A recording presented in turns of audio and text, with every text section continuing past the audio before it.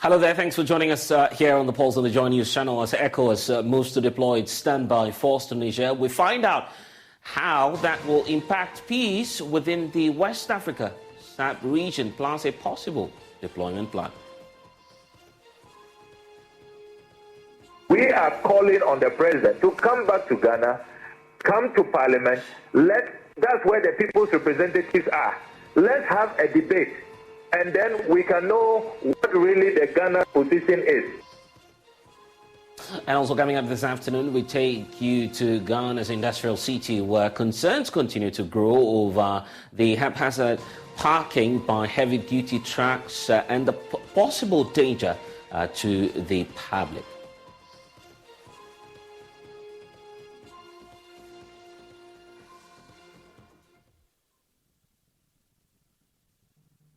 Return of football action. The EPL 2023 starts today with heavy spending across the league's 20 teams. We'll have Daniel Cranting of Joy Sports and Isaac Kufiaje of our research desk. Join us later here on The Pulse for analysis. You're watching The Pulse, and it's a pleasure to be with you. The Pulse, as always, is brought to you by Global Communities, Digny Lua, Affordable Safe Sanitation.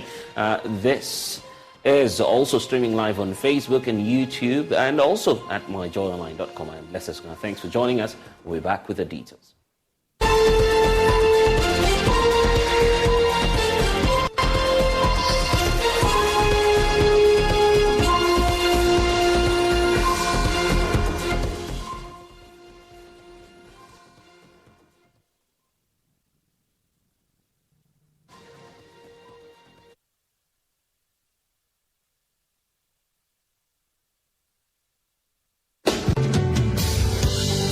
She feels my head and it is hot.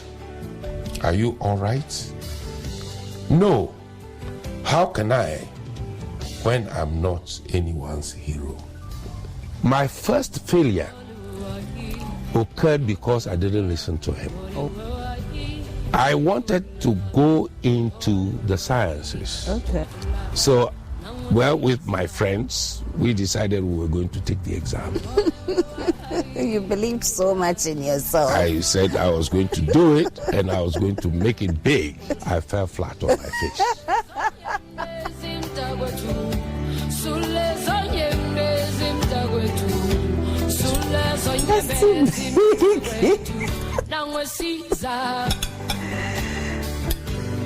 Oh. Don't tell me that's enough. Yes. Oh. I haven't put in that much salt Okay. and pepper.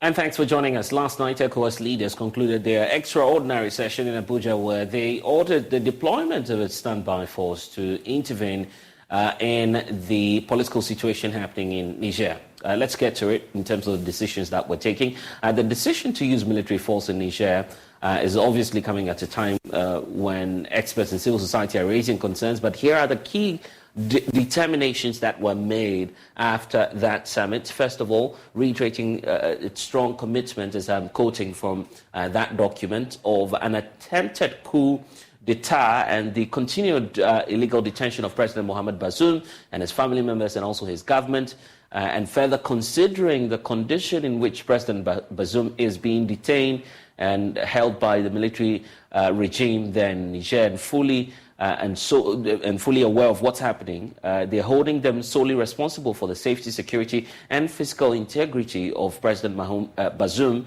and also members of his family and government. These are excerpts of what we're taking from that statement or communique by ECOWAS. Then there's also a point that they would uphold all measures and principles agreed upon by the extraordinary summit held in Niger on the 30th of July 2023. They are also underscoring the determination of ECOWAS authorities to keep all options on the table for the peaceful resolution of the crisis, and also There's a point about enforcing all measures, in particular, border closures, strict travel bans, and asset freeze on all persons or groups or individuals whose actions actually hinder peaceful efforts aimed at ensuring the smooth and complete restoration of constitutional order. These are some of the excerpts that we're getting. And then we also know that there's a warning to member states who, by their actions directly or indirectly, hinder the peaceful resolution of the crisis in Niger, about the consequences of their actions before the community. And this is directed, obviously, at the likes of Mali and Burkina Faso, which are declaring support for the regime in Niger. Then we also know that there's a call on the African Union to endorse all decisions taken by ECOWAS on the political situation. There's a further call on all partner countries and institutions, including the United Nations, to support ECOWAS in its effort to ensure a quick restoration of constitutional order in conformity with its normative instruments. So we know also about the directive coming through by the president of the ECOWAS Commission to monitor the implementation of the sanctions, and also there's also a directive to the Committee of the Chiefs of Defense Staff to immediately activate the ECOWAS standby force with all of its elements. And that's where we want to be stationed on, because that's what's stoking a lot of controversy. But beyond that as well, they're going to order the deployment of the ECOWAS standby force to restore constitutional order in Republic of Niger. And they're underscoring their continued commitment to the restoration of constitutional order through a peaceful means, as the statement is indicating. We know that the decision to use military force in Niger is coming at a time experts and all civil society groups, and some civil society groups, have warned that such an action will only destabilize the sub-region. Ranking member of the Foreign Affairs Committee in Parliament, Samuel Okudzeto Ablakwa, on the show yesterday indicated to me that the party's opposition to the military action being declared by ECOWAS. Equivocation that we condemn the approach of the Akufo-Addo-Bawumia government. They should have subjected all of these matters to a full-blown parliamentary debate. Look at what is happening even in Nigeria. Despite the president's decision, the Senate is debating these matters and even departing from the president's decision. Other countries are subjecting this major decision to a parliamentary debate, a parliamentary vote for a parliamentary resolution. That is what is done in a democracy. Why is it that President Akufo-Addo, he just jets off and he goes there communicating a Ghanaian position? How did he arrive at that Ghanaian position? Has there been a debate? Has there been national consensus? Has there been a certain bipartisan approach? No. That is why in the statement that the NDC put out yesterday, signed by the General Secretary, we are calling on the President to come back to Ghana, come to Parliament, that's where the people's representatives are. Let's have a debate, and then we can know what really the Ghana position is and what direction we should take as a country. As it is now, it is only the President who purports to be, and you see the irony is that you are going out there to lecture others on democracy. But in your country, back at home, you are not following democratic tenets.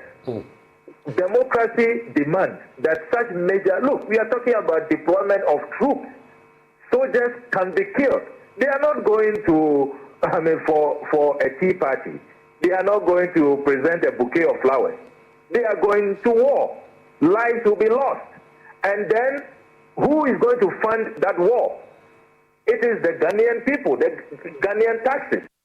Have we discussed this? Have we debated it? Have we been told how much it will cost us? And do we, even the state of this economy, at a time that we are going through a domestic debt exchange program, all of these financial haircuts, pensioner bondholders, contractors are owed over 15 billion cedis. School feeding caterers are owed. NAPCO trainees are owed. Everybody is owed. This is Assembly Common Fund, MP's Common Fund. Government says they don't have the money. Are we sure we can find money to pay our troops to go to Well, Samuel Kujato-Ablakwa indicating what they may do in Parliament if that issue comes up on the floor of the House. But we're asking that question.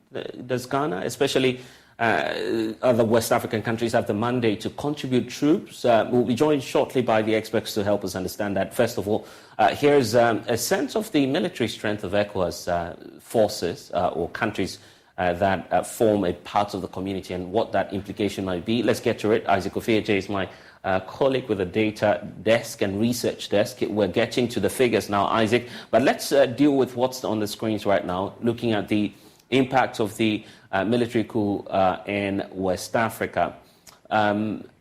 Just before we get to it, Isaac, take us through the strength of the various militaries that we have, or armed forces that we have across the West Africa sub-region.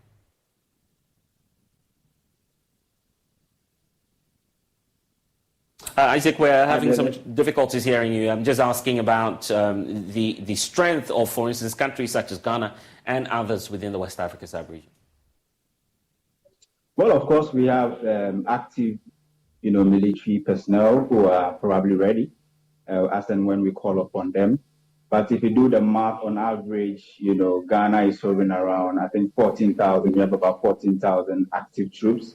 And Nigeria is the highest, followed by other West African countries. But if you look at the West African sub-region and you're talking about active, military, then you are really looking at Nigeria, because if you compare them to Ghana and other countries, they are nowhere to be found. There's a vast difference, significant difference between what we are reporting for Nigeria and then Ghana. For Nigeria, we have an average of over 135,000 active military, in Nigeria, but in Ghana, you're looking around 14,000. And so, if you look at 14,000 and you compare it to, 135,000, then it simply tells you that that's why Nigeria is actually more or less like the last piece in the jigsaw in this whole military, intervention that ECOWAS is actually, considering. How much of a burden will it be in terms of financing for these West African countries and their military forces? Right. So there's a time that almost all West African countries are facing what we call liquidity crunch, and especially they are at the foreign level, where most of them are not having the foreign exchange, to do other things. And if you look at, on average, you need significant amounts of dollars to carry out such military interventions. But what we are learning is that there's actually an external force which is willing and ready to actually power this whole military, intervention, and is one of the superpowers, and they have a lot of dollars. So I'm sure the expenditure will come from that side. But you also have to do the opportunity cost of deciding to participate in this, because we know what has happened to some African countries like Kenya and other places. So if you are actually making a decision to be part, you need to weigh between the pros and cons and make a decision at the moment. Grateful. Isaac Ofeje joining us there with the latest on this. Just stay on briefly for us, Isaac, because Nigeria's president, who doubles as the chairperson of the ECOWAS Authorities of Heads of States, Bola Ahmed Tinubu, says all options are on the table. The outcome of this summit is a testament to the power of collaboration and unity. We have reaffirmed our commitment to the people of Niger and to the progress of our entire ECOWAS community. We will continue with that. And you will see from the communique of this extraordinary summit that no option is taken off the table, including the use of force as a last resort.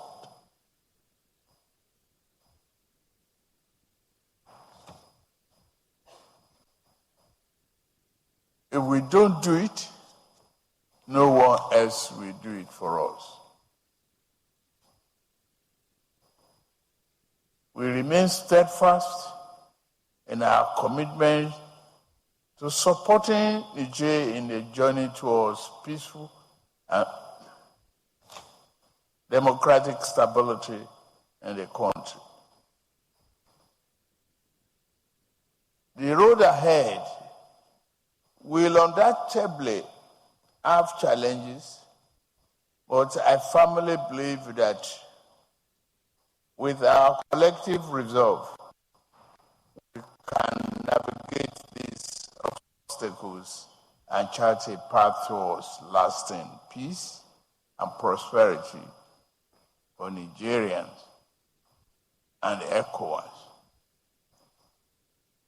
I extend my sincere gratitude to all of you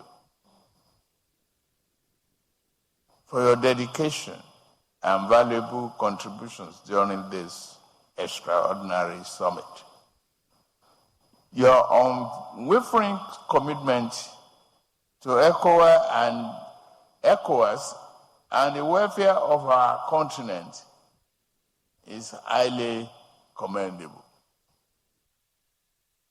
Well, Bola Ahmed Tinubu there. It's a good time to bring in Richard Kumado, who's a security consultant, joining us now for us to look at it. Isaac Ejay was just walking us through the capacity of these West African countries, and it appears that there's first of all, financial inhibition, something that may seriously challenge the military might of most of these West African countries.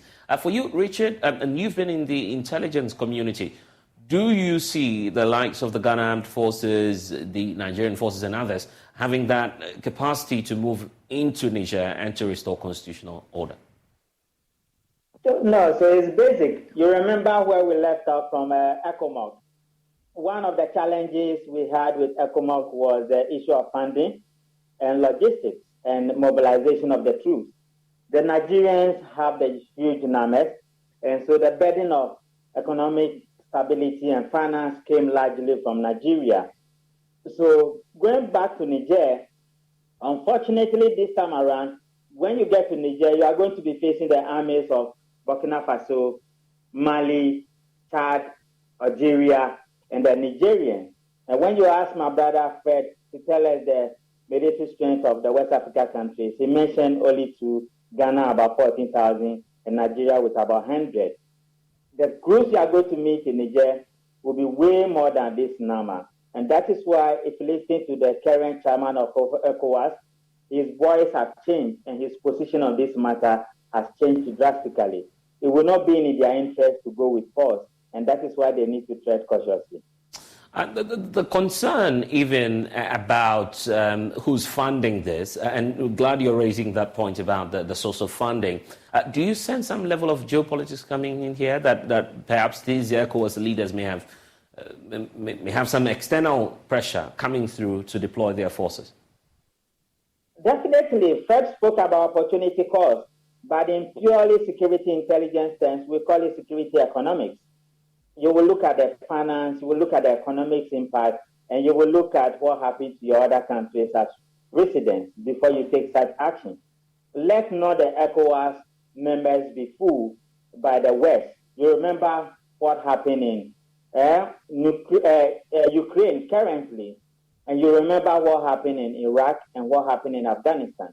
They may not bring you the funding, and even if they do, they may not survive many of the agenda they will set for you. I think ECOWAS are in a better position to consider their own circumstances and look at where the funding is going to come from. And if the West is going to partner them, they will need to state the position so clearly. Other than that, you walk into the landmine and the funding will not come, logistics and equipment will not come, just like we are witnessing in Ukraine currently. And that is my fear. And now looking at countries such as Ghana, what position should we be taking on this controversial matter? To the extent that we are part of the ECOWAS region, and if you consider the map of Niger carefully, any overflow from Niger will end up in Nigeria. And Tinubu is not just interested in laying his gas pipeline through Niger, but Americans are also interested in the uranium pipe they had at Niger. Consider the military base of the Americans in Niger is one of the expensive ones, and it's one of the biggest ones they ever have in Africa. Then again, you are looking at Ghana, where whatever triggers in Nigeria will have a negative impact in Ghana. And so that should be our concern. And even when we are sending in men, what type of men are we sending? But blessed, I can tell you from where I stand, if we send in men, we will come home wounded. And that is why every Ghanaian soldier that will be sent. And you're saying all of this based on intelligence? Definitely, because you see, this is not a holiday party you are going to Niger. You are going to face the commandos and the Marines and the special forces from Burkina Faso, Mali. You are going to face the other soldiers from Chad. Algeria has just joined in to support Niger, and the military of Niger. If you look at the support coming from the Wagner group, where they are willing to come to support the Nigerians, the might of the military force you're going to face in Niger will be overwhelming, and it will be a daunting task. That is why, we have people in Ghana who believe that we should support fully. In whichever capacity we are supporting, let's be circumspect, let's be prudent, and let's remember that there will be economic security costs, and there will be geopolitical costs and national security as well. I see. And now we have Ghana's parliamentarians, of course, opting or asking the president to subject his decision, if indeed agrees with deploying the Ghanaian military, to parliamentary scrutiny. How important will that exercise be? You see, where we learn the democracy from, they don't just go to war. They subject it to many of these things because of ramifications and because of costs and because of geopolitics and because of national sovereignty.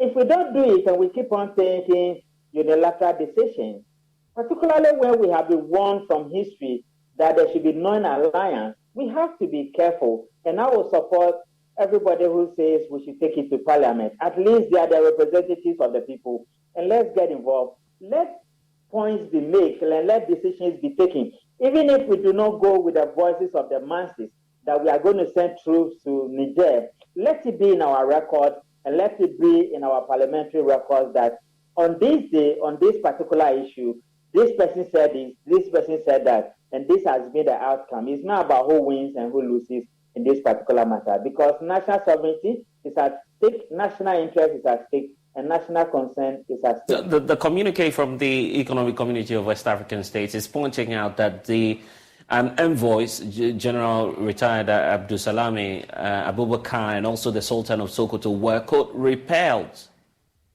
They're not willing to sit down and to engage. You remember the former ECOWAS chairman? During his time, there were 4 coups d'etats. When the Guinea coup happened, he went to Guinea with one of his friends who came to power through certain issues of criticality and sensitivity. He changed the constitution, and there were so many discrepancies around democracy because he hasn't seemed to be one. When he got to Guinea, he was shut up or he was sent back. Tinubu came to power. His results are not yet certified. They are in Supreme Court. Then immediately we hand over ECOWAS chair to him. He got to Guinea and he was sent home. So it is in that vein that when you are coming to these people, these are well-educated, well-trained soldiers, and they know what they are about. They wouldn't listen to you when they sense some level of credibility or you do not really understand what they are saying. But blessed, is it not worrying that ECOWAS people or ECOWAS leadership were told that there's going to be 5 coups d'etats in West Africa, predominantly not the Eastern Africa, Central Africa, Western, South African or North Africa, but they specifically said West Africa. They never asked the man who said that. The man is a big man. He's in Ghana. They never asked him, what did you know that we don't know? And if you play around security intelligence circles, you will understand the naivety and many of the ineptitude of the ECOWAS. And we've heard similar pronouncements from even some members of parliament. I recall engaging a member of the ECOWAS parliament, Bejra, who pointed out to us that there may be 2 more calls per the briefing they are getting. Is this something that's well known within the diplomatic circles, or it's just a simple case of having assessed the tension within the region? What's giving grounding to these pronouncements that yourself and the others are making? You see, within the security intelligence and the diplomatic corps, you get to understand many of these issues broadly. But let's go back a little bit before I answer you directly. When they told them there was going to be 5 coups d'etat, the Guinea-Bissau one was abated. So now the fear within West Africa is that they don't know where the next radar is going to fall. And you can understand that level of euphoria from the current ECOWAS chairman, particularly when he shares border with Niger, and many of his citizens are in Niger because of some level of public safety guarantees that are not achieved in Nigeria. Then to answer the question directly, coup d'etat is not something you wish for or you wish away. When the parameters under which coups prevail is right, and the motivation for the coup plotters is also right, and they meet the powers or the factors that influence them and their power, coup d'etat takes place any day, anywhere in the world. Coup d'etat is not only in West Africa or in Africa something. What happened in Ukraine in 2014 was a result of coup d'etat. So they should open their ears and open their minds wide, and they'll begin to pick the figures and deal with it. One of the antidotes against coup d'etat is good governance. So I have given them the clue. They should pick it from there. But the big man who said there's going to be 5 coup d'etats in West Africa, he's still alive. He's a Ghanaian. And they will need to have a breakfast with him so that he could brief them a little bit more.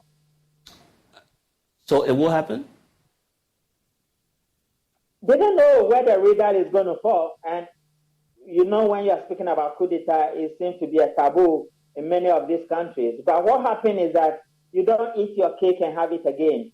Many years ago, when Kwame Nkrumah and co were fighting for the English-speaking countries to liberate themselves from their colonial masters, the Francophone ones went to sleep. And I think they are now waking up to the realities that catch up with everybody. And so let's help them, let's work with them, and let's ensure that they do it properly, that do not destabilize West Africa, for that matter.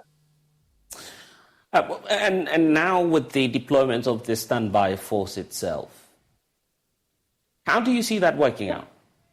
I don't think they have the numbers. I don't think they have the financial muscle. I don't think they have the logistics. I don't think they are well prepared. I don't think they have the might against the armies and the commandos and the military forces from Burkina Faso, Mali, Niger, Chad, Algeria, and the Wagner group. Many of them will come home with wounded legs and many will die. As a result of that, the reason why you need to be circumspect and prudent is that if you trigger that Ghana send 14,000 people or 10,000 people and half of them do not come home, you are going to have an uprising from home. And the very thing you are afraid of and you want to cure will be the very thing you will have to deal with. And that is why the likes of us are signing the alarm bells that, yeah, we will want to go in, but have we really understood what is happening there? And the military might of these 5 to 6 nations we are going to face, they are not going to be a walkover, and it will create many problems for us. I see. So what's your projection in the next few days? Because we know that force has been activated. Would you still want ECOWAS to use the diplomatic means or shut that completely and find some external parties to deal with it? No, I think I'll go with your last suggestion. They will need an external force. You see, when the Americans sent their deputy secretary to Niger, she said that they had a frank discussion with the junta in Niger, and they want them not to bring the Wagner group from Russia. The reason being that they want to secure their interests in that country. And I think ECOWAS would need to look for somebody or a new set of people who will speak the language of the military people. But listen, look at what the Nigerians have done. The finance minister they wanted to kill within 48 hours, they made him the prime minister of Niger so that the military face could go up a little bit. Then they appointed 21 people and said that, Prime Minister, you and these 21 people should manage the country, and we, the coup plotters, will manage interior and defense, which is one of the best democracies that you can ever see in the West Africa zone. And it defeats the argument of the ECOWAS that we don't want military people, because these guys are civilians and they are managing the affairs of the country. Okay, we'll see about that. Thanks for now. Richard Kumando, a security analyst, joining us on the latest situation. Outrage is brewing among residents of Tema as chaotic parking of this transit haulage tracks engulfs the city's major roads, posing some danger to lives and locals there, drivers as well as the pupils of basic schools across the metropolis. Frustration is mounting amongst residents due to the city authorities' inaction, which they believe has emboldened the transit drivers to flout traffic rules and also endanger public safety. My colleague Carlos Caloni reports from the port city of Tema.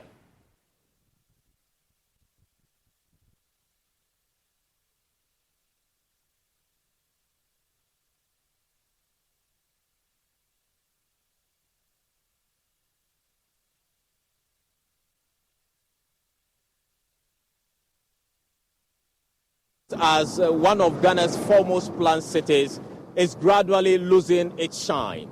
And some have described the city as a decaying city due to a number of factors, including what you can see in your picture, where you find transit trucks parking by the shoulders of the road here on the Harbour Road, exposing motorists to a lot of danger. Residents have been expressing concerns over this issue and would want to speak to Masaudu, who is a concerned citizen here in Tama, about the situation and what he makes of the situation. As for this particular road, the transit people have taken over the road, and it has narrowed the road. It has made sometimes when you want to cross the road, you don't see your view well. And it has caused one or two accidents on this road, several accidents, not one or two. And because of here, the street light and other things too are not working. When they park, darkness overshadow the area, and robbers too also attack. The zebra crossing too is fade. So even the children crossing, a car has hit children 1 or 2 or 3 times here due to this particular situation. And it seems the authorities are not concerned with it. A number of accidents has happened, which I've seen it with my own eyes. Yeah, I think a tanker driver, a small car, 2 cars, and the road was too narrow. So the other car need to hit the big truck on the road. The other uses the transit cars which are parked on the road. So they have been seeing it, and the police people are all aware because this is their route. In the evening, it's dangerous. We need to move even if the road is swelling because of the weight. It's swelling the road. When you talk to them that they should not park here, then they are fighting with you. The Burkina, I don't know whether Burkina or Mali. So you don't need them. And the people are complaining. Because sometimes when people drop from the car to cross, if you don't watch it well, you're hit by a car. It's very dangerous. So we need to remove it here. We need to remove them. Have you had any experience yourself or anybody hit by vehicle? Yeah, several times. So nowadays we have some guys who normally stand here with a flag to direct the people to cross the road. Otherwise, they will hit by a car. It's very, very dangerous. In the evening, you can't stand them. All the time, I fight with them. We were very concerned to TMA. We reported to commander, the regional commander. I called them. They came here. Still, they are still parking. We don't know. This is our problem. We need to remove them. It's very dangerous. They are swallowing the road. This is Community 8, number 3 primary school, right by the road that goes to the harbour. Now, when the kids close from school, they come to this particular bus stop here, and they cross to the other side of the road to pick vehicles into their various homes. But right across the road is what you can see, the trucks parked there. And according to residents, this is actually exposing the school kids to a lot of danger. This transit driver defends the illegal act with this excuse. This is a sort of the thing with the park for here. Both times, if you come out for the fishing harbor, they're not going to give you your money, your advance, your everything. So that if you know, say you take that, if you don't go, you know, say you did road top, you don't go. But they go fit come park you for a year. They go say they go bring you money. You go fit park like 3 days, 4 days. Before you go see the agent, you go bring the money for you. If like you load finish, they give you your money, your papers, your duties, everything. You do your road top. You don't go park for you. We dey park for you, they steal us. They steal our battery, our diesel. So, you know, we our problem. Me, I dey here like 3 days with that. Park for here. Since Friday, no, I come for here. When contacted, the Executive Secretary for Joint Association of Port Transport Unions, Japtu Ibrahim Musa, attributed 3 core factors as the root cause behind this menace. As a union, there are a number of factors that are contributing to that situation over there. Key in that is the fact that we do not have a designated truck park for loaded trucks that exit from the port. The GPHA has shown the way by providing a truck park that is mostly used by empty trucks behind the Committee 1 Timber Market. This is a facility that GPHA made huge investment in acquisition, in putting in the required features and facilities. We have a mosque, we have washrooms, we have the required security, lighting, and all of that. But this is primarily used by empty trucks. Well, that is one reason, the lack of conducive parking space. The second factor from our investigation also has to do with the delay in the payment of advance by cargo owners and their agents. Most of the time, once the cargo is loaded, the transporter has to wait for the advance to be paid, which is part payment for that contract. Now, until the payment is made, we are unable as transporters to officially start the trip. So sometimes you see these trucks parked there waiting to receive their advance. I remember 3 years ago at the sensitization forum that is organized annually by the Shippers Authority for transporters, this issue came up very strongly to the point that as a union we were even pushing for a policy of no advance, no loading, so that before a truck enters the port, at least the driver or the transporter would have given the advance. So once you are cleared with the documentation side and you exit the port, you have no reason to loiter or park at unapproved or unauthorized locations. And then finally, some of these trucks also park there for reasons that I'm sure you might be interested in investigating further, to do some axle with control facilitation. That's how I choose to put it. You realize that in most towns where you have axle stations, you'll find a lot of obviously overloaded trucks parked. Our little investigation shows that these trucks are also parked there because something has to happen at the axle control stations to allow them easy access to go.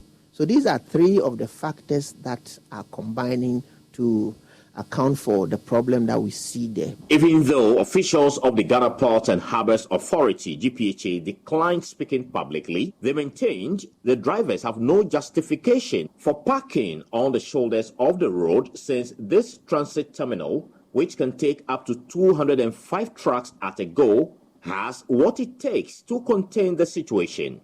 But the Executive Secretary of JAP2 vehemently disagrees. Within the whole Tema port community, aside the new truck park and the Banda Yard, and the new truck park takes maximum 400 trucks.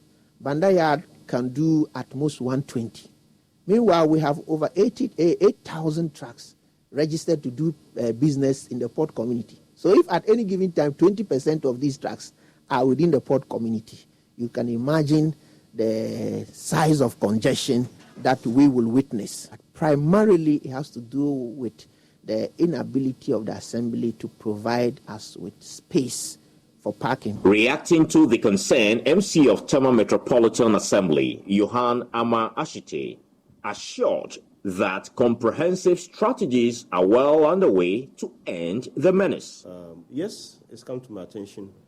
Before I took over, we used to have lots more of this long tracks. You know, these are tracks who are actually plying the road, and they belong to different nationals. Most of them are not Ghanaian tracks. Some are from Burkina Faso, some are from Cote d'Ivoire, some are from Togo. So they are multinational, and then based on the protocol, I mean, if you're dealing with them, we have to be a little bit careful. But we were able to meet with GPHA. We were able to get a location around the Loop Oil area, and that took a huge chunk of them. We still have some which are still there. As we speak now, there's another place that we've identified.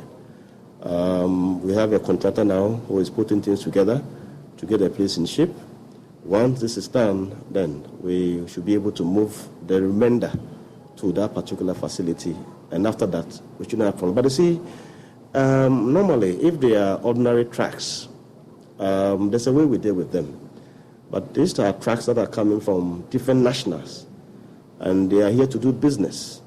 So if you're here to do business and we have issues such of this with space and all that, we handle it a little bit differently than those who are here and they know the law and the rules, and then we take it up from there. But I'm much more positive that with the new location that we've located around the TTL area and the contractor who has come in now, I believe strongly that within a matter of 2 to 3 months, we should have this thing under full control such that you wouldn't see any truck parked by our roadside around that period. That place could take about 100 trucks, and the trucks we see on the road are 20, 25 now. So I believe that the 100 trucks could all be parked there. And we are still looking for other areas to see if it's possible that in the near future we can have more places that we can dedicate or allocate to trucks of this nature. And I know GPHE themselves too have a new terminal that is also coming up. And when it's finished, I think that this would actually solve and nip the problem in the bud once and for all. But for us here at Assembly, we have a place now, and we are sure within 2 to 3 months, it should be completed. And when it's done, this menace on our road should cease within the metropolis. Indeed, in spite of these challenges, the MC of the Metropolitan Assembly believes all hope is not lost and that Tema will regain its shine. Reporting from the premises of the Tema Metropolitan Assembly, my name is Carlos Caloni for Joy News. And thanks for staying with us here on the Polls on the Joy News channel. We need to talk about the environment because the Executive Director of the EPA, Dr. Henry Kwabena has ordered for the immediate closure of one of the companies, which is the Non-Ferrous Metal Company Limited at Shire Hills in the Shire Sudoko district here in the Greater Accra region over the poor environmental compliance nature of the company. An ongoing tour of the facility, which forms part of EPA's measure, is actually to ensure that industries in the country adhere to environmental regulations, and that revealed, among other things, hazardous working conditions of some of the workers there. There's more in this report for you. The working schedules that from January coming up to this point, every month, the executive director, I have to move out of the comfort zone, the office, get to a particular region, work from there for at least 2 days. We've done Ashanti, we've done Western, we've done Central, Volta region, we've done that. Today, we are at Tema and its environs. And we randomly selected the companies to visit. And if you recall, the first company we visited is called Recyclers. They are into recycling of waste materials, particularly used car batteries, lead batteries. They are processing them into various items, including plastic pellets, and then also retrieving or recovering lead, pure lead from those waste materials. Then they are doing also used tires. They are recovering the steel and the iron from the tires, and then making oil out of the tires, and then also carbon powder and carbon briquettes. These are all usable products and value addition to the original waste that we so-called know and call. These guys we visited, and you are witnesses to the kind of organizational activities that they have. First, they've taken HSE very serious, and that is very dear to Environmental Protection Agency. That's health, safety, and environment. Their staff or their workers or the employees are well aware. They've been educated. They've been conscientized as to the safety issues within the plant. Again, what they need to wear, the PPEs, are so adequate for them and all that. They have a very excellent smoke detection and smoke prevention systems. They have excellent wastewater treatment system that they reuse the water. However, we found some few infractions here and there that needs improvement. We've asked them to do that. So coming back again, we will make sure they have perfected all those things and even improve upon what we are so happy with it. The second one was called non-ferrous company, which is also into recycling, the same production line as the first one, and it's quite horrible. You saw it. You weren't happy. I was so much annoyed.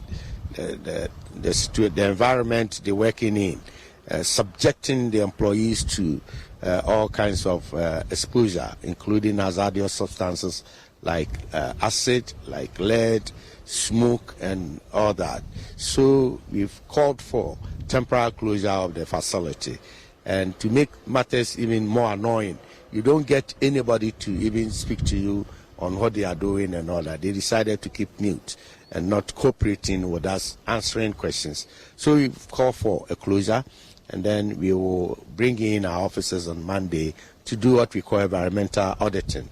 We assess the system and then make prescriptions for them. If they are able to meet such or say, then we will consider giving back their environmental permit. Otherwise, it is provoked as at now.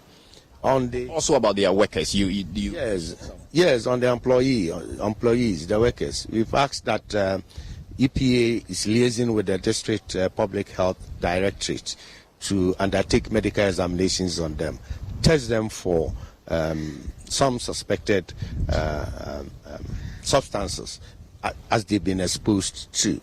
Particularly, you're talking about lead, you're talking about fumes, you're talking about acid and all that.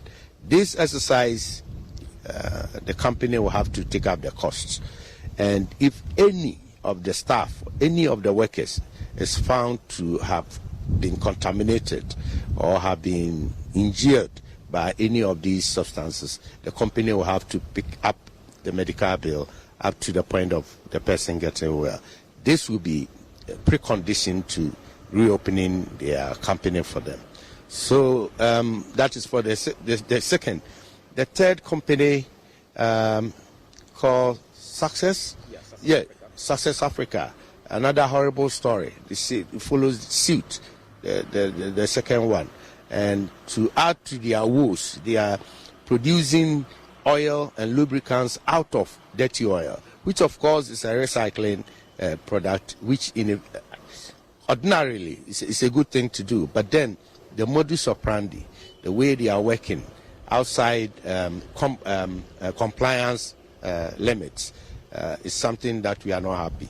We have calls for the close down and also subjecting the employees to medical examination, just as the second. So the first and second, the prescriptions are basically the same. Then the third the fourth company is called Syntec. They are producing metals out of waste metals and all that. And we are being told that their products are spare parts for champagne, the one they use on our water bodies for mining. So the operations is aiding the champagne businesses, which we are so much not in tune with. We are not too happy. The product aside, the conditions under which the workers are working is nothing to write home about. Obsolete machines, everything done manpower. The workers are heavily exposed to hazards, including physical accidents. So we've called for a closure. All these people have been invited to the headquarters to come and show cause why we should not prosecute them, in addition to closure. So we'll be busy next week getting all these people online. Fortunately, our day has not been so spoiled. The last station, the last company being here that we find ourselves. This company has done so well, as you can all witness. Their working environment is, well, you cannot say excellent, but very, very much appreciable. And it is worthy of emulation. They are dealing in waste, e-waste, electronic waste materials, running from mobile phones, computers, used computers, whatever, anything electronic. And they are doing partly for, or mostly for export. They are bringing the needed foreign exchange, providing job opportunities for young able Ghanaians who want to work. So we are quite happy. However, we observe some few things that we've drawn their attention to, and we will follow up to see to it that they've perfected that concerns, or they've addressed those concerns. So we thank you again, the media, for your indulgence, coming around with us and helping us to reach out to the public from on the ground what is happening in terms of environmental management and protection by EPA. So out of these 5 companies, you can confirm that 3 of them have been, licenses of these companies have been revoked? Yeah, environmental licenses have been revoked, and that means they cannot operate, and they dare not, because they are still facing the possibility of being prosecuted at the law courts for trampling over environmental laws and engaging in non-compliance. What would be your word to those other companies watching us live in terms of compliance to environmental regulations? Well, that is more than a caution. We will reach out to you. You never know when, because myself and my team, we are very much irate. The public needs us, the services of EPA. This is the time we need to spearhead the fight against indiscipline and environmental infractions in the system. Yes, we are all craving for industries. We are all craving for job openings and all that. But then compromising the environmental integrity or quality in the name of job creation will not be. It will help nobody. So we can live hand in hand. We can have the industries running in harmony with environmental management. And with that, it will be a win-win situation. Ghanaians will be the best beneficiaries. All right, so apart from industries, when it comes to individual level, the vehicles we use and the haphazard burning of things within the society, what is the EPA doing or going to do about that? Yes, we've done enough of the talking by way of education and awareness creation. And this is part of the strategies that we've been using all this while. People have been asking us to go into full enforcement where we prosecute people, cause arrest here and there. Yes, we are capable and the law allows us. But we thought combining education and awareness creation with the enforcement of the law would be a better strategy to do. Fortunately, through the help of the media, we've reached out to the people for far too long, and we deem it fit to be in action now. Enough of the talking, enough of the caution, enough of the warning. Now it is action now. So if you are found indiscriminately burning used ties, you are candidate for arrest and then prosecution. If you are found burning any other form of material, releasing carbon dioxide and other greenhouse gases into the atmosphere, you find yourself at the wrong side of the law. We are talking about vehicular emissions. Let me be frank, that 2/3 of all the vehicles around in the country may not pass emission tests. Strict emission tests, we may not get it. So again, we are trying to tell the general users of vehicles on our roads that very soon EPA and DVLA will set the standard.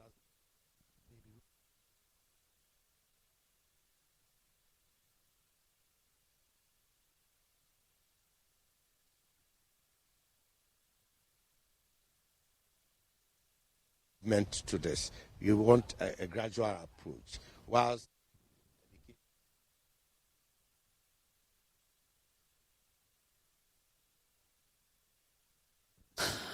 And we're taking a break here on the polls, but still ahead, we'll be looking at the new season that's upon us in terms of football. When it comes to the English Premier League, we'll talk about that shortly. We'll be right back.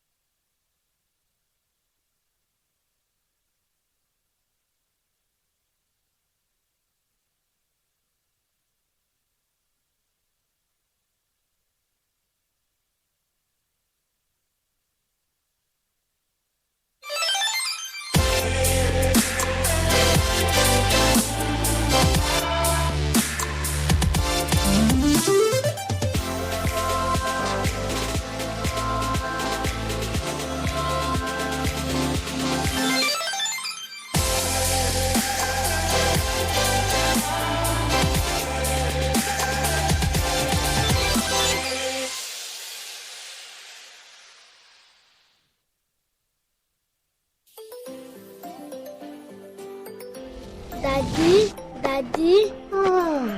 this tank is big. Yes, that's true. It can store a lot of water.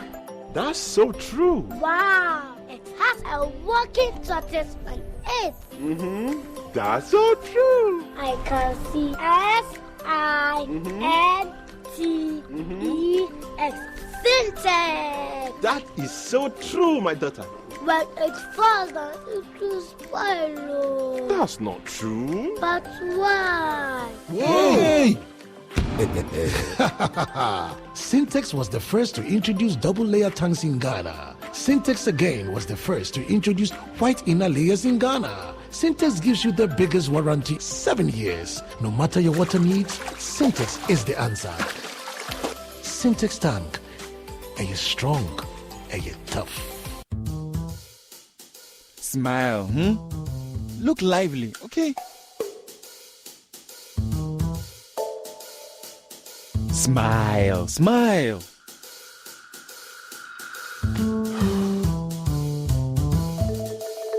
Is the money too small? A bad stomach ruins your day. Don't let it. Take Gastron, your most effective antacid for the relief of symptoms of peptic ulcer, heartburn, gas pain, flatulence, and indigestion. Hey guys, what are you waiting for? Let's go. Mwah. Can you bring down the smile small? Gastron, effective relief from stomach discomfort. Manufactured and distributed by NS Chemist Limited. This advertisement has been vetted and approved by the FDA. Joy 99.7 FM brings you another Joy Family Forum dubbed Becoming Mr. and Mrs. All You Need to Know Before Marriage. A breakfast meeting for singles led by Home Affairs and hosted by yours truly, Adam Knight Tay. Our guest speakers for the day are Ghana's favorite uncle, Uncle Ebo White, and Reverend Mrs. Rita Kranche Ankra, First Lady of the Royal House Chapel. Mrs. Theresa Riafia Sante, Mama T, Ariel the Wellness Coach, Kobina Tabedu, PG Sebastian, Lawyer Kwekuya Pencil, Dr. Promise Sepoga, and a host of other seasoned relationship coaches and counselors will all be in attendance. You get to enjoy a good buffet breakfast, giveaways, networking, and other fun activities at a cool rate of 150 Ghana cedis per head and 250 for two. Venue is the Best Western Plus Hotel, Nungwa. Time is 6 a.m. through to 10 a.m. and the date is 12 August 2023. Please reserve your spots now. Call or WhatsApp 059-288-9986 for your reservations. This event is supported by Best Western Plus Hotel, Nungwa, Ship Healthcare Specialist Medical Center, Nish, Goba Kente, and Marie Noel's Spa and Salon. Becoming Mr. and Mrs. All you need to know before marriage. Marry me, 'cause I love you, baby.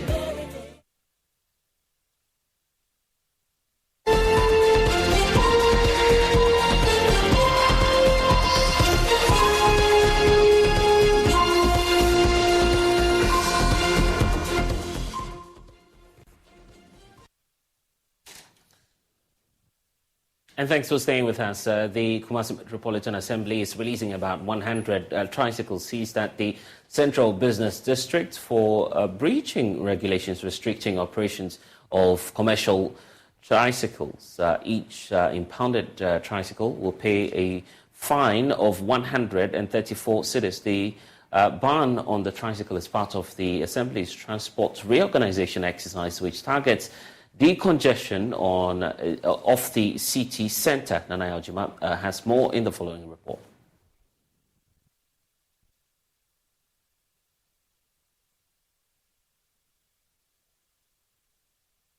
Since Monday, the KMA security officers have enforced its orders to restrict commercial tricycles from operating in the Central Business District of Kumasi.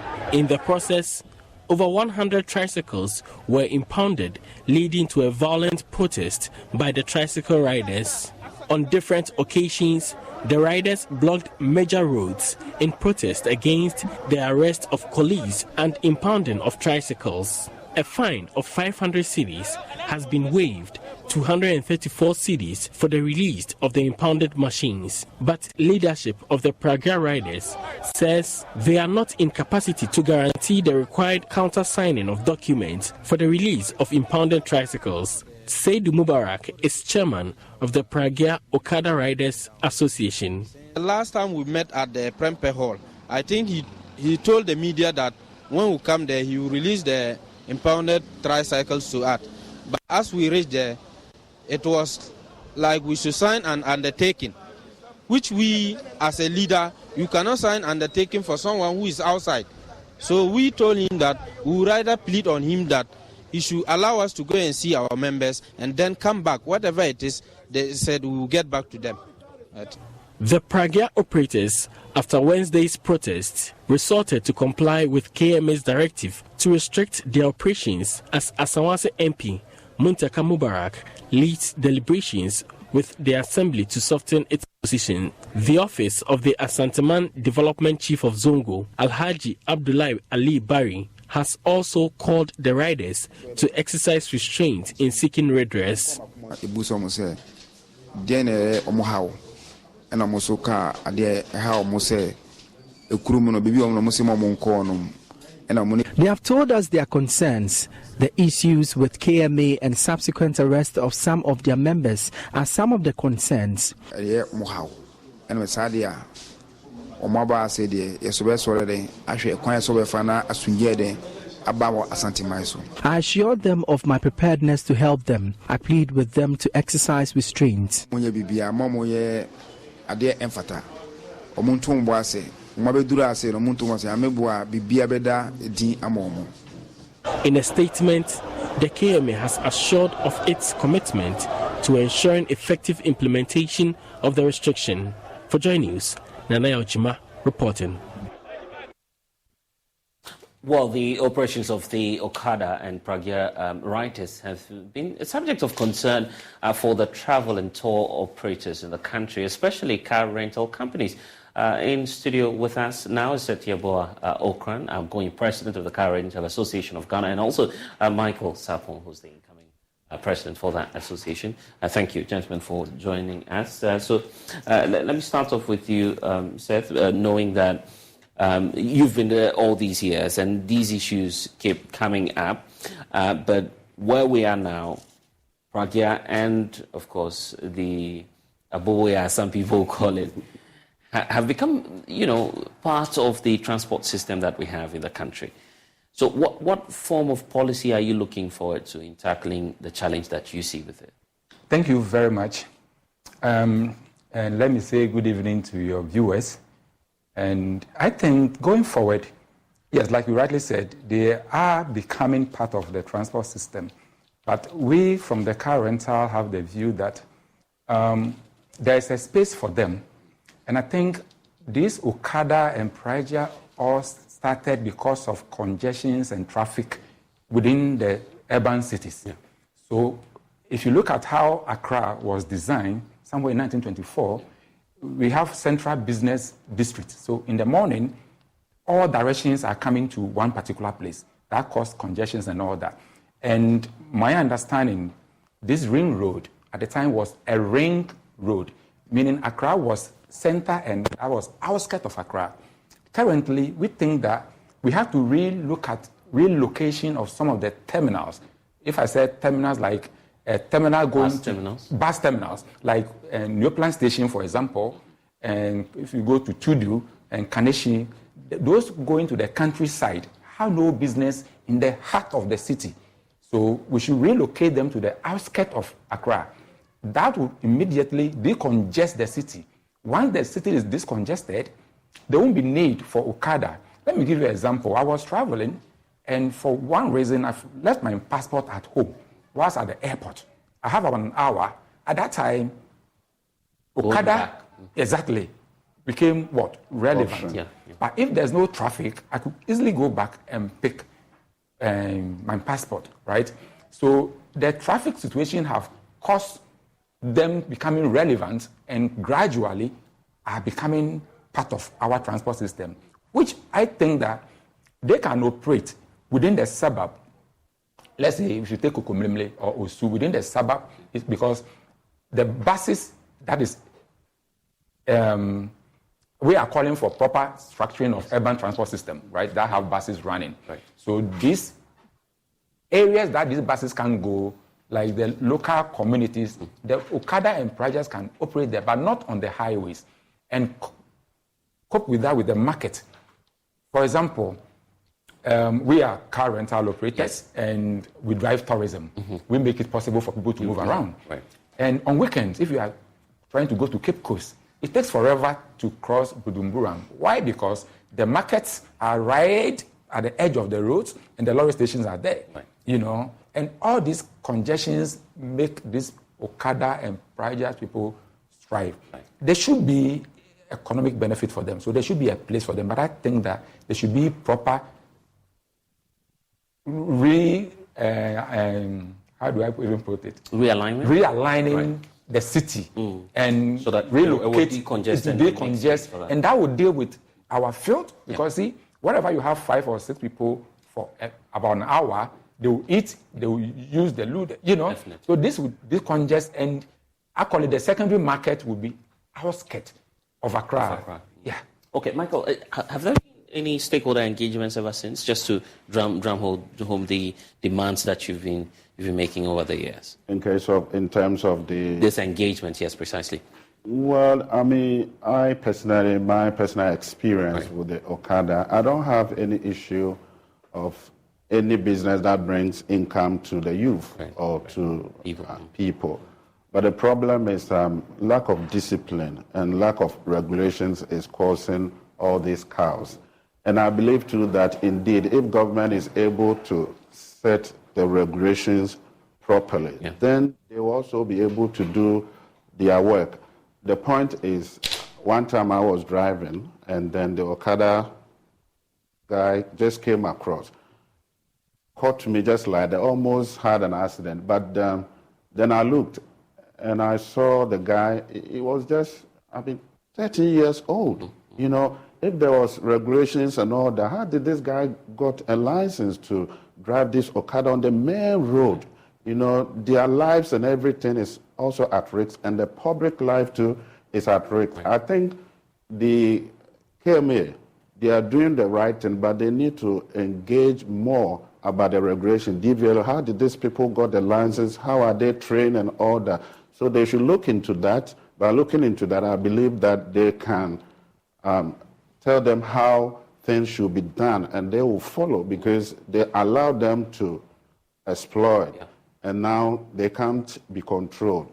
That is the situation we are facing ourselves now. I remember, I think 2 days ago, they blocked the roads in the central business district, and they didn't want any car to go. So, which it shouldn't have gotten to that point. Anything that we do is start from somewhere, and then the authorities overlooked, and then on, it takes precedence, and it becomes issue. Where obviously your group is in transition, and you are also working within the transport space. So I believe that there are some challenges peculiar to the group where you find yourself now and looking into the future, since we have the past and present here. And let's start off with you, Seth, in terms of some of the common challenges you have, the issues you've been working on as a group, and what you see the future looking like for the group now that you're in transition. Yeah. The future, I would say, is very bright, and because without movement, proper movement of people and goods, there won't be any economic growth. Some of the few things that I can be working on has to do with proper classification of car rental operators. If you look at the Transport Act, Section 136, talks about lorry, which refer to these commercial trotros and all that, right? There's really nothing there for car rental operators. The regulations is quite silent. And if you also look at the Tourism Act, it's totally silent on the regulations. So we are calling on government to properly, we have put a lot down, just listening to us, see what we have, and we jaw and have proper regulations. I'm saying this because many a time you see even AMA will stop our members saying that you need AMA sticker. Meanwhile, if you look at the Transport Act, exempt domestic transportation from paying VAT and all that, AirC and all that. But car rental operators, we are using transport to work, but we pay VAT and all that. And the interesting thing is that if you look at the car dealership whom we buy vehicles from, have been given 3% flat rate of VAT. Meanwhile, if you put all together, the GET fund, we are almost 22%. It's imposed on the car rental. So right now, recently, DVLA issued a communique that some people are abusing the white number plate. Right. The car rental operators use the white number plate. The reason being that, there are certain places, if you have the yellow number plate, they say you can't enter the tax and all that, right? For a reason. So they allow that you use the white. Yes, and if you look at GRA, we are on different tax regime from the normal commercial, which the Transport Act talks about, right? So DVLA is saying that they are going to give us all yellow number plate. And if that happens, meaning we are going to be burdened with additional taxes because... When you're moving into certain places. Exactly, because not only that, because those commercial vehicles have a tax regime that they pay. Right. That is what the AMA and whatever call it. They call it income tax. Right. They don't pay VAT. We are paying VAT. We are paying corporate taxes on withholding taxes and everything, right? So we are looking at proper regulation of our operations or proper classification that would distinguish what we do. And to add to that also, government have done so well when you look at beyond the return, the year of return and all that. Ghana has become a destination of choice. Right. A lot of people come into Ghana, they want to move around, and they depend on car rental agencies to do that. And you find nowhere policeman stop you, didn't even understand what we do. Yeah. Some even don't know. So they don't have the patience. They don't have the patience, and it creates that image and all that. So we want proper classification and training, a collaboration from Car Rental Association of Ghana, MTTD, as well as Ghana Tourism Authority, so we can train and educate the public about the role we play in tourism development. Okay, Michael, since you are coming in now, you'll be taking over the group as the president. How do you intend to work together with your team, the outgoing president, so that you deal with this challenge that you have on the table right now? Well, I must congratulate my outgoing president. He's been fantastic. He has worked very hard to get the association to this point. Even though he's going, but he's not going, he's still going to work with us. Yeah. Because with unity, we can build the association. The Car Rental Association, as he mentioned, is a very lucrative business that if government support us, we'll be able to thrive, and then visitors and tourists will come and they will find safe and comfort and use Ghana as a place of tourists. Yeah. Now, the point is, like the brother said, our identity, we can't find it anywhere when it comes to car renters. If you look at the commercial car, the GPRTU, they have identity, and especially, I remember I was discussing with Mr. President when government bought 200 plus cars for GPRTU. Right. Maslow did that for. And because they found their identity in the sight of the government, they are able to penetrate on that. But we, the car renters, we are not. And that is where the problem is. So we need to lobby to the government to find our identity and to make sure that whatever research that we need to do to make government understand that car rental is a very important part of our... Even the tourism... Exactly. Because in America and in Europe, car rental has played major and important role. So it's up to us to inform the government that here we are, this is what we want, this is what we need, support us, and we also will support the economy in terms of tourism, because if tourists comes to the country, we are the one who drives them to the outskirts and all that, because the public transport is not that effective. So we are the one who are bridging the gap for the government to make, profit from this so-called economy.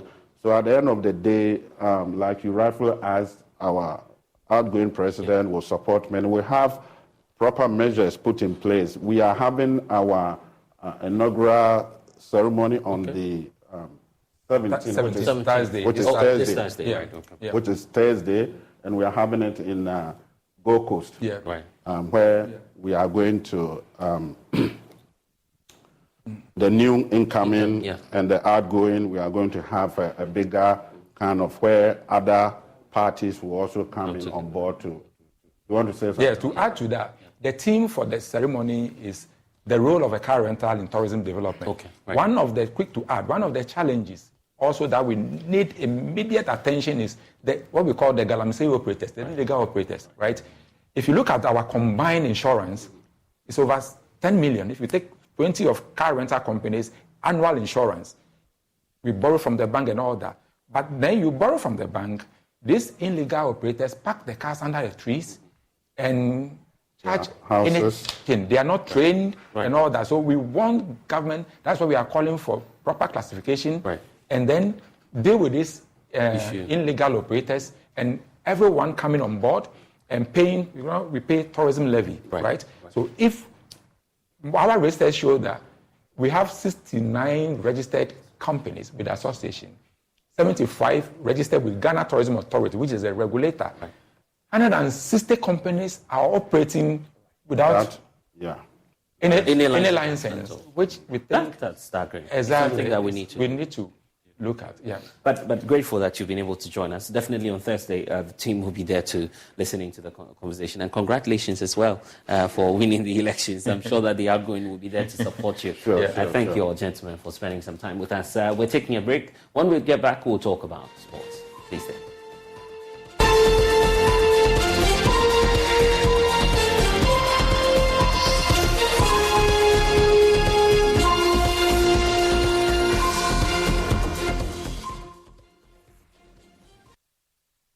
It was barely a year ago when I sat in this very hall to witness the 2021 Distinction Awards. I watched with awe and admiration the honor and prestige conferred upon the then awardees. They had braved all the odds to make it to the top.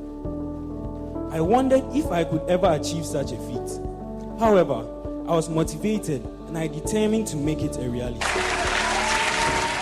The WAEC Distinction Awards 2022, showing this Sunday, 13th August 2023 at 6 p.m. and a repeat on Sunday, 20th August 2023 at 6 p.m. only on Joy News. Joy 99.7 FM brings you another Joy Family Forum dubbed Becoming Mr. and Mrs. All You Need to Know Before Marriage, a breakfast meeting for singles led by Home Affairs and hosted by yours truly, Adam Knight Tay.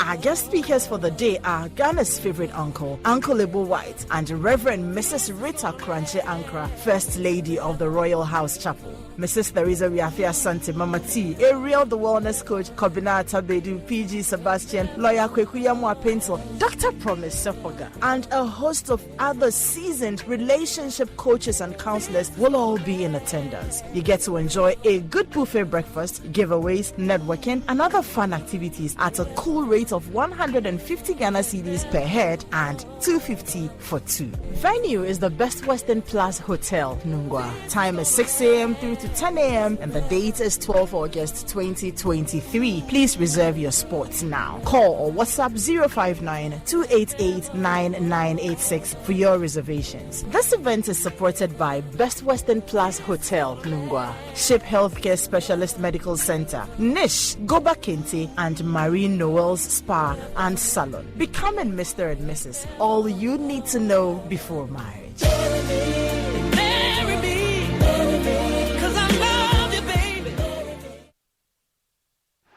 It's the Premier League, all on DSTV. All the goals, clashes, and moments. All of Rashford, Salah, and Saka. Their start is getting better and better. All in the language of your choice. All in HD. Available on all these bouquets to choose from. To watch on all these devices. Get DSTV with an HD decoder plus 1 month compact for 299 CDs. It's the Premier League, all on DSTV. We've had news file over the weekend, and an interesting part of the conversation focused. Oh no, we are out of range. Oh, don't worry, Daddy. I have Alexa in my bag. Alex, what? Alexa, open Multimedia Ghana and play Joy FM. Super Hits Radio, Joy 99.7. Listen to Joy FM, Hits FM, Love FM, live on your Amazon Echo.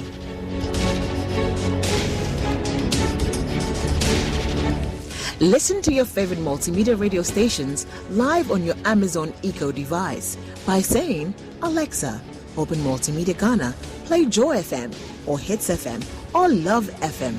Or catch up on your favorite podcast by saying, Alexa, play, and then the name of your favorite podcast from Multimedia Ghana. For a list of all podcasts available, say Alexa. Ask Multimedia Ghana to browse programs. And we are back like we never lost signal. Alexa, welcome to Multimedia.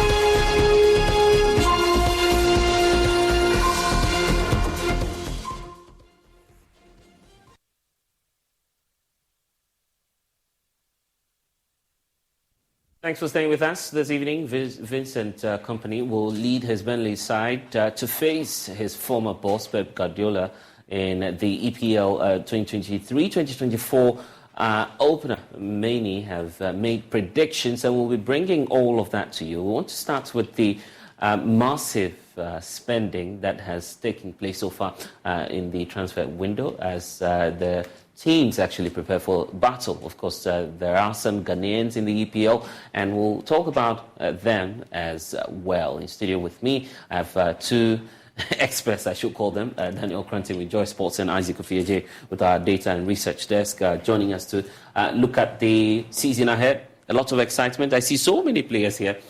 Someone says, but Saudi is trying to take the shine out of the whole game. So why should we be concerned about this season, Daniel? The Premier League is the most exciting league in the world. It's not just about the individuals who make up the league.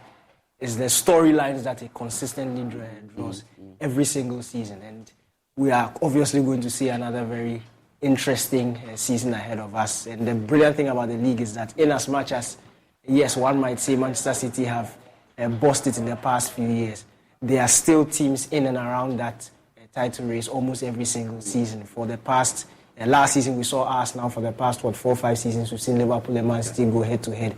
And we know that teams are also getting better. The likes of Manchester United are also in there. Newcastle, with the Saudi money, funny enough, are also trying to stake a claim. So Chelsea, it's Chelsea, yes. I don't mean it, but because you say it.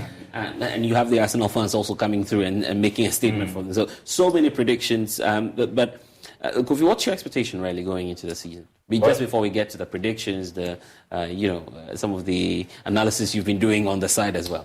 Of course, I bleed blue, so I'm a Chelsea fan. I'm actually anticipating that Manchester United will win, although I'm a Chelsea fan. I'm tipping Man U to win this year's Premier League. I have my own reasons for tipping Man U to win.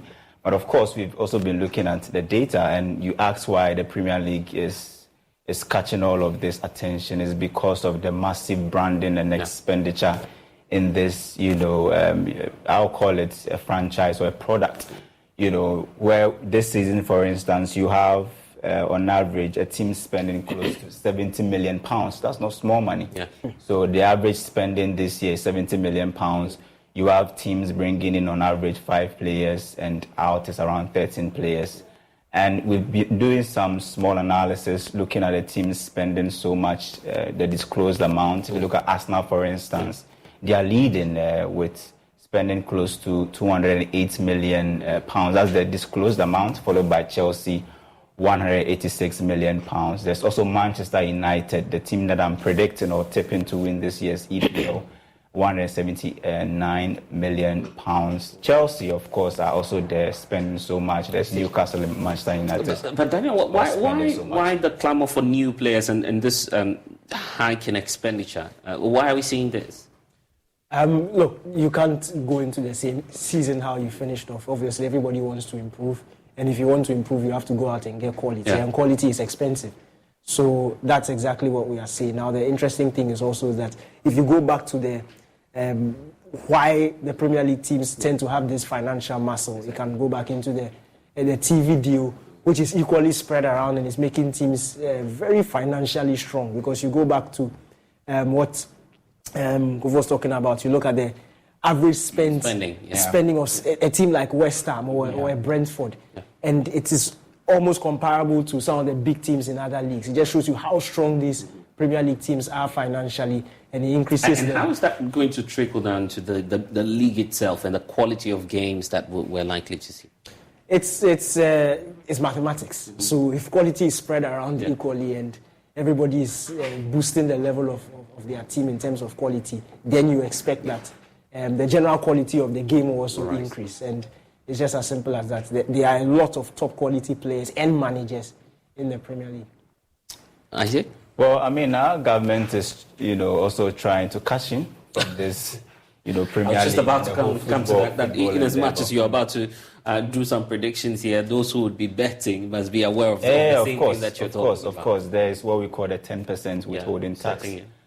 Which is starting somewhere, I think, 15th August. And were they timing the league like us? Yeah, because just waiting for this is the peak period where we are starting the league fresh. Everybody wants to try something new, and governments also want to cash in, and then so the success of the league will also depend on the revenue that governments will get based on this withholding tax that they are trying to place on. Okay, so let's break the tax issue down and then we'll look at the predictions, because I'm sure Daniel has an interesting view. You also have yours. You say your bet is on Manchester United. I'll put $1 million on it, but we'll talk about that later. I'll tell you the odds there. Anyway, so let's get to the 10%, the impact on the betting that one would do. So if I perhaps stake 100 cedis, what will be the percentage after I win? Or, I mean, how is it going to be? So the withholding tax will be on the amount that you staked with, I guess. So let's say you bet with 100 cedis, and then let's say you win, let's say 1,000 cedis. The withholding tax will be applied on that 1,000 cedis. I think less the 100 cedis, because the 100 cedis will be the main. So it's more or less like a value-added tax. Right. So you went in there with 100 cedis, now you have 900 cedis. So exactly. So the tax will be applied on that 900 cedis. So that will be the withholding tax. So governments will actually be praying and hoping that people win more bets this season so that they can have. So we need more sophisticated. Yeah. We need revenue. Now that Bank of Ghana is making losses, we need revenue. The finance ministry needs revenue because they can't go to the Bank of Ghana to borrow since they are doing 0% finance. So 10%. 10%. Okay. Now to the game itself and what we're likely to see. Daniel, your bet is on? Arsenal. Oh, Arsenal. Okay, so that's good. What's unique about the team this season? I just feel like they've been on this journey. If you look at the past, 2-3 seasons, they came from first season under Arteta, they were 8th, then they were 8th in the second, then they finished 5th.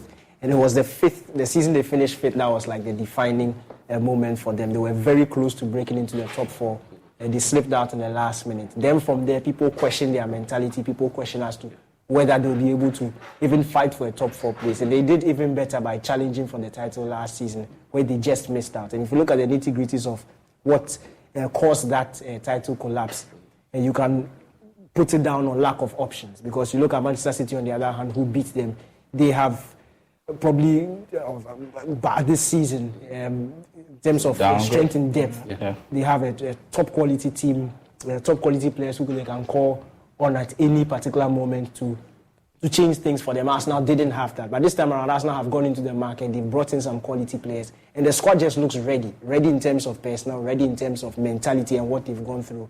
I just believe this is the time for them. No other team? Yeah, Manchester City will obviously be there. But again, I'm tipping Arsenal again also because Man City have won the treble last season. They've done probably the greatest achievement that any team could do. And it will be very difficult for them to replicate it again this season. That's why I feel they will just fall short. Okay, here you go. You still have Manchester United in there. So that's quite good news to some of us. Yeah, I think Man United will finish in 3rd. I don't think they'll challenge the top 2.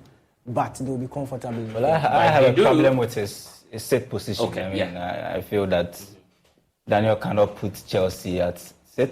Looking at the investments we've done. Well, I think he's been gracious to Chelsea. I actually have. Okay, why are you saying that, by the way? And I'll come to you, Isaac. Why are you of the opinion that in spite of the workings by Isaac, you still believe... For a team that has spent close to £200 million this transfer window alone, a team that has spent over £600 million in the last season, if you look at the individual quality players that they have, it's a very skeletal squad. It's so lean, and one injury can just wreck everything. In fact, their star forward in Nkuku is already out for 4 months, and that just puts their entire attacking, the focus on their...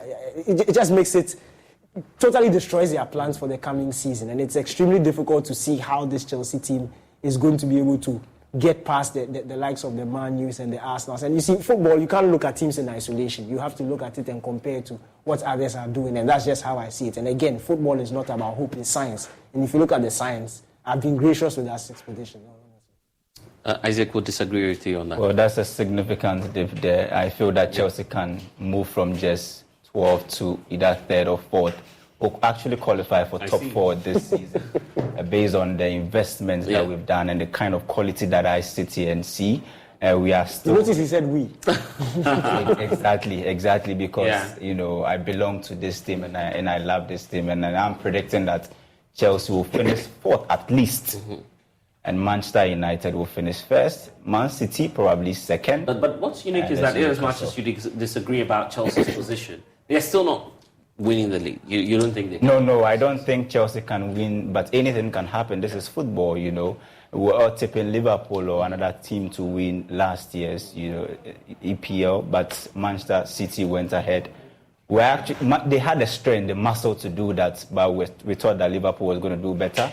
And then there were injuries. What's more serious is that Liverpool is not, that's even at Yes, I'm not tipping Liverpool to be in, because I feel that Liverpool will be new to Europa League. They'll do more of Thursday night travels. It's going to affect them already. They have, defenders who are injury prone. So Thursday night football plus other, factors going to affect Liverpool. And I am predicting that they will finish somewhere around 7th.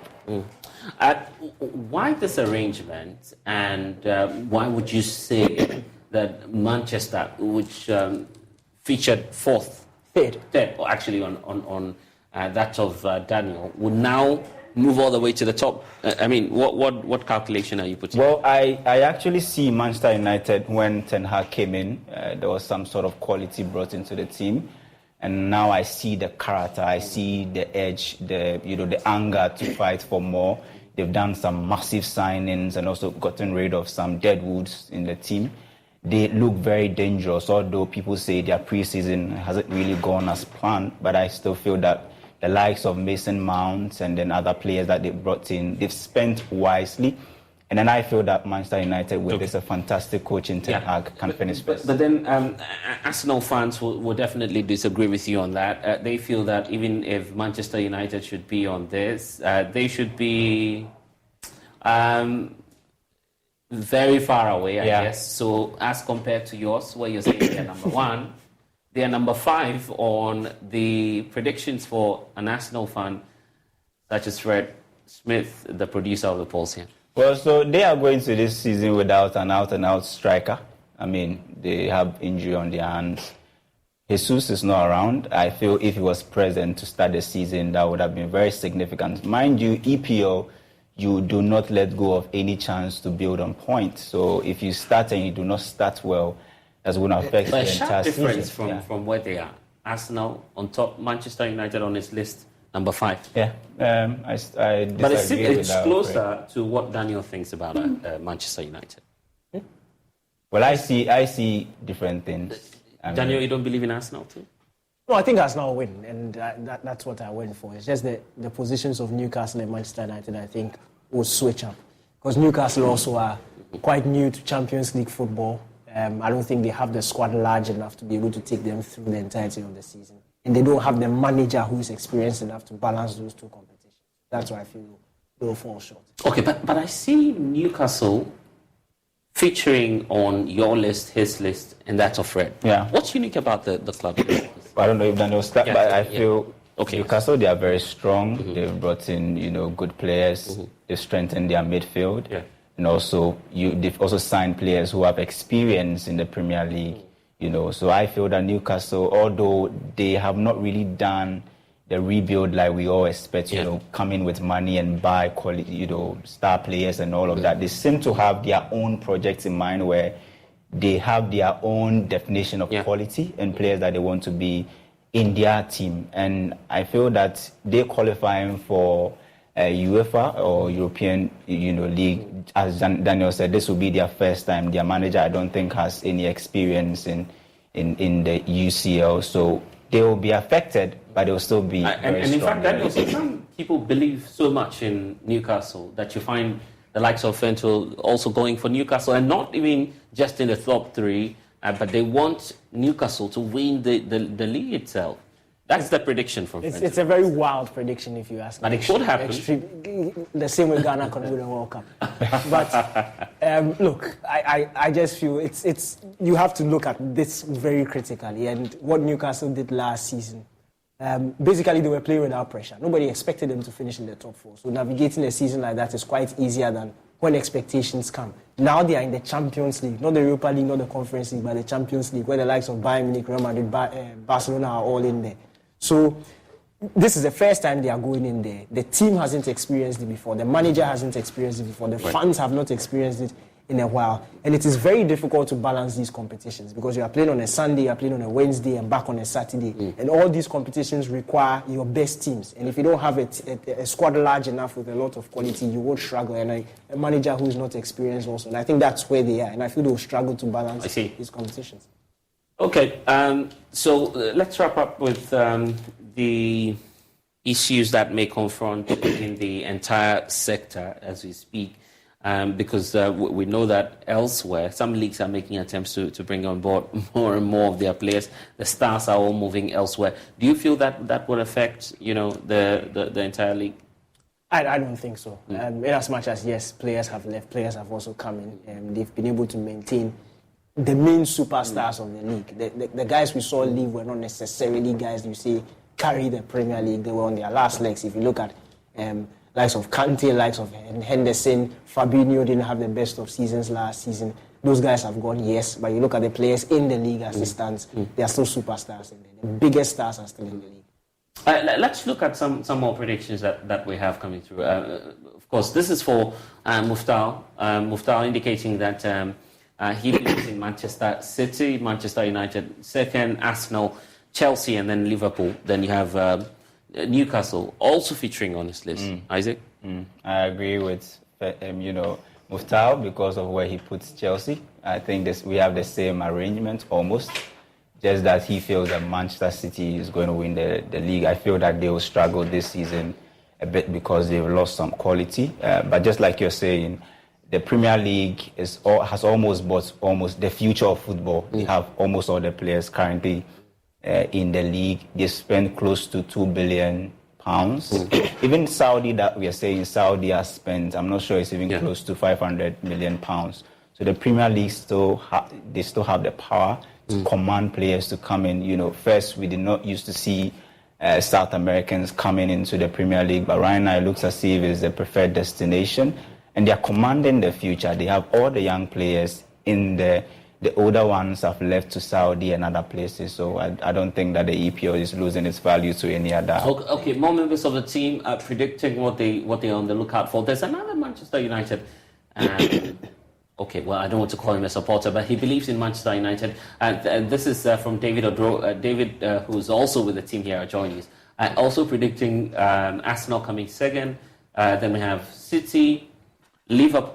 Newcastle is just so consistent on everyone's list. Yeah, but not even Newcastle. I'm wondering how people can. In what world is Man United finishing above Manchester City? It's surprising to me, very surprising. But yeah, opinions. Like noses, everyone. Yeah, and then okay, so he has Tottenham Hotspurs also having featured on his list. Kweku Asante, our parliamentary correspondent, also has this to say about the league. Manchester City, Liverpool, Arsenal, Tottenham Hotspur, and Newcastle United, and then Manchester United. I don't expect anything better from Kweku because he's not going to support Manchester United. I know. In fact, he's an alien to this league. He supports Barca. He should be predicting about. Oh, wow! La Liga. This is not his. Okay, he's interested because, he needs to stake a bet and see if the 10% will apply on all of that. So we wrap up with one more one that's coming through. You have Gary Al-Smith, Arsenal, Man City, Liverpool, City, United is back on the list again. Okay. So sad. Yes. Chelsea is number 6 on this list. Well, man. It's a sad day for Chelsea. The frequency doesn't look good for us, but I'm happy that Manchester United is featuring in this, permutation. Yeah, because you believe that Manchester United. Absolutely. Absolutely. We all believe that, Daniel? No, I don't. Definitely. So thanks, guys, for joining us. That's all we have for you in this package of the polls. Bless us to go and log on to myjoyonline.com. More stories there for you. Next is Let's Talk Showbiz. Thanks for watching. Bye-bye.